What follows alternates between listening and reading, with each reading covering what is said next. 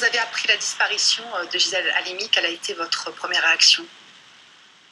Forcément extrêmement triste, très attristée d'apprendre le décès de Gisèle Halimi, qui était une féministe extraordinaire avec un engagement de plusieurs décennies pour les droits des femmes et qui a œuvré à l'adoption de deux lois majeures pour faire avancer les droits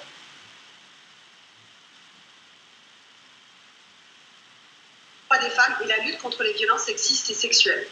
Quelle place? En effet, vous avez justement parlé du procès de Bobigny, dans lequel elle a défendu Marie-Claire qui avait pratiqué un avortement. Ce procès a permis de prendre conscience dans la société française de l'inéquité, de l'injustice de cette loi qui interdisait l'avortement. Et c'est grâce à ce procès de Bobigny que nous avons pu avoir la loi en janvier 1975, la loi défendue par Simone Veil, légalisant enfin l'avortement. Donc elle a eu cet apport décisif de se saisir du droit et de contester les lois en place qui étaient des lois injustes pour les femmes. Et puis un autre procès qui est vraiment essentiel également dans son parcours, c'est en 1978, le procès du viol, une histoire terrible où deux femmes lesbiennes ont été violées et torturées pendant des heures par trois hommes. Et là, on découvre un procès incroyable où on attaque les victimes en leur faisant peser la responsabilité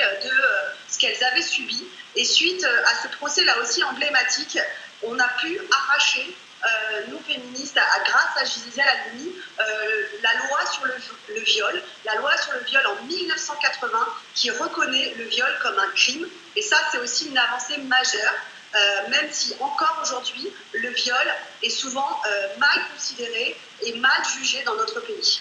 On l'a compris, hein, elle a apporté énormément dans ce combat féministe. Pour vous, quelle est sa place par rapport à d'autres personnalités qui ont le même combat?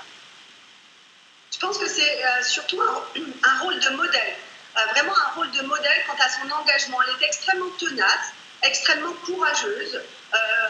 On peut regarder en particulier les témoignages, les vidéos lors de ces procès emblématiques, le procès de Bobigny comme le procès d'Aix.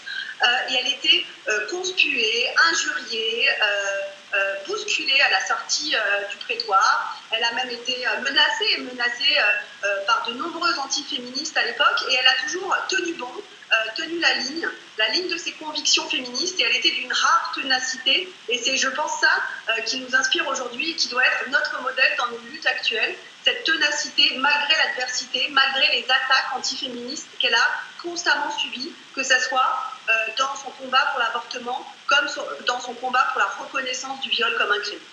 Vous avez employé le mot, hein, c'est un modèle pour vous. Gisèle Halimi est un modèle aujourd'hui pour les femmes? Oui, un modèle, et puis oser, en fait, elle avait une parole forte, elle avait une parole ambitieuse pour les droits des femmes, et elle a été une des premières, en particulier en 1978, lors de ce procès pour viol, pour démonter un certain nombre d'arguments misogynes et antiféministes avec beaucoup de force.